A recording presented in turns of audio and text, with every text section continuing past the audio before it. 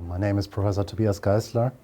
I'm interventional cardiologist at the University Hospital of Tuebingen in Germany, involved in transcatheter mitral and tricuspid therapies.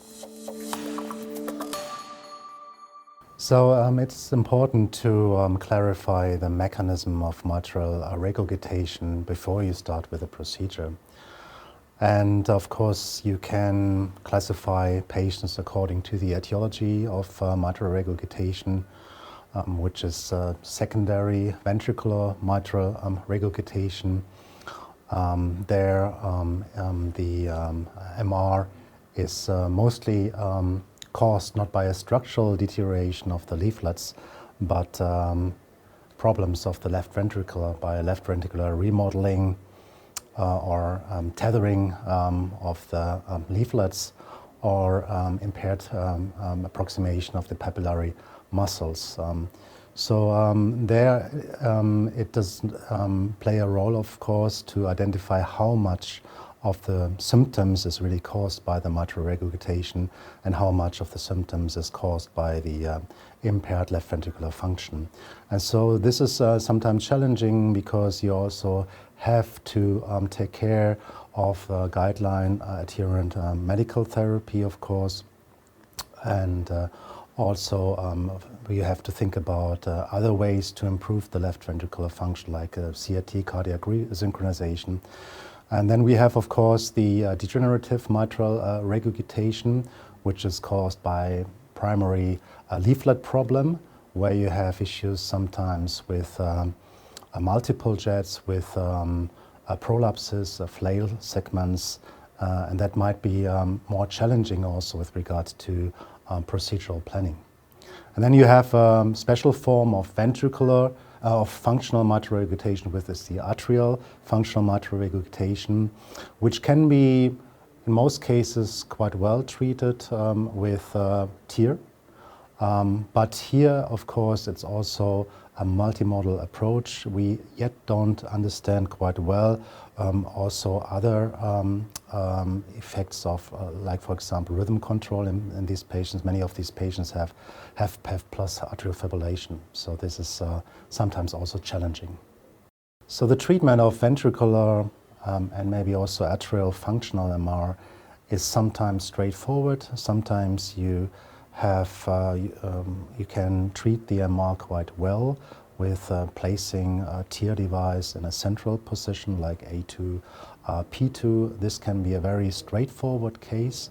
It becomes, of course, more challenging when you have complex situations like in DMR with heavy calcification, with short leaflets, with clefts, with defects in the leaflets actually. And this, of course, requires more sophisticated planning of the procedure, also a more intense communication between the implanter and the imager, for example. So these are, of course, more complex cases which require more sophisticated planning. So imaging plays a role at all stages of mitral TEER. It's important also in the planning phase, where you really have to identify the mechanism of MR to really anticipate challenges of the procedure. And of course, in the procedure, it plays a role for determination of transseptal puncture height, also for guiding the system, the alignment of the system, the positioning, and the grasping in the grasping process. And then, of course, it plays also a role in the evaluation of the procedural success, in the evaluation of residual MR, and there you need sometimes also 3D modalities to evaluate the residual MR, and also it plays a role for the evaluation of the residual orifice area and the transmitral gradient. The most procedural challenges are, of course, low transseptal puncture height. So with some systems you can compensate this quite well, but it's still a challenge. And then depending on the mechanism and the etiology of the MR, you can encounter challenges in situations with calcifications of the leaflet, also in patients with reduced baseline mitral valve orifice area. And then it's always an individualized decision what you accept also as procedural success with regard to MR reduction, and what you accept also with regard to residual transmitral gradient.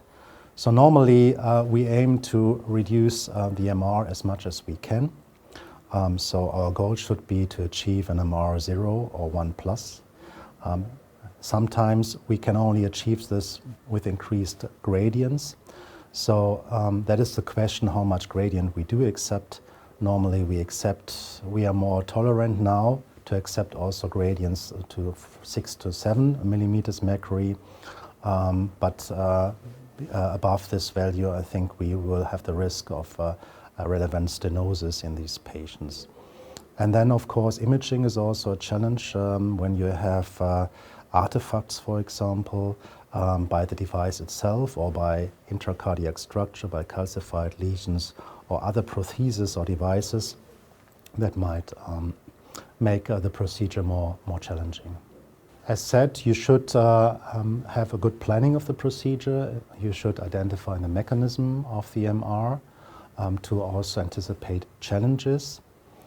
You should standardize what can be standardized. There can be easy, straightforward cases, but there can be also challenging cases. So in these cases, you have to have an individualized procedural planning, and there's also important a close communication between the implanter and the echocardiographer. So they should work as a team. So the echocardiographer is not only an observer, but he's a procedural partner. So this is quite crucial that in particular in these challenging cases, you should act as a team. And then of course it's important to really define what is procedural success in these patients, in particular in challenging patients.